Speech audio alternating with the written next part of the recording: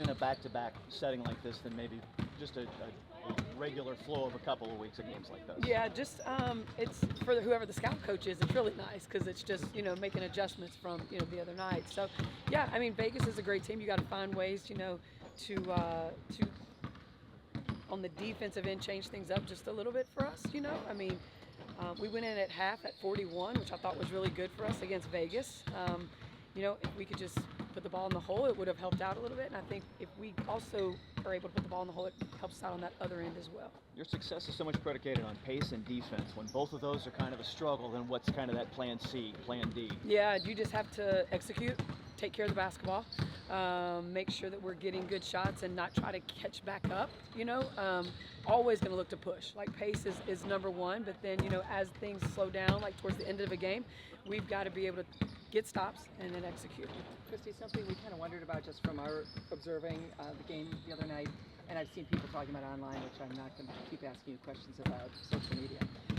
But was Caitlin at all sick, or was there something going on when she left, she went back and came back? Was there anything at all with her? No, I think she just needed a bathroom break and came back, and she no. Okay, just want to check. Thank you. A'ja Wilson, we see it. When you go back and you watch the tape and you analyze that, just why and how and what makes her such a challenge to defend? Yeah, I mean, she's just looking to attack all the time, and now she's able to hit that high post jumper, even step out.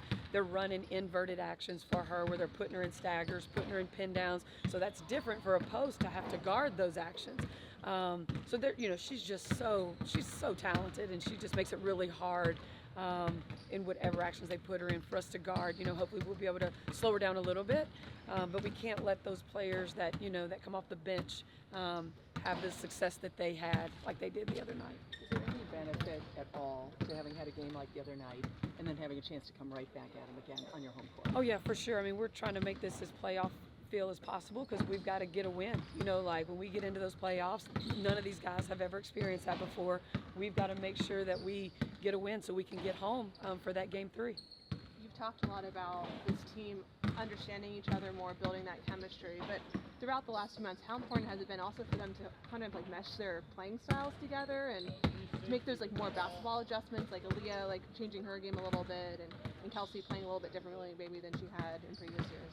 Yeah, I think as time keeps going, they're just going to keep learning new things about each other, figuring things out. Some things that like are really good for us and helps us be successful. They start doing those things a little bit more. You hear them talking about it. Some of the different screening actions that we have.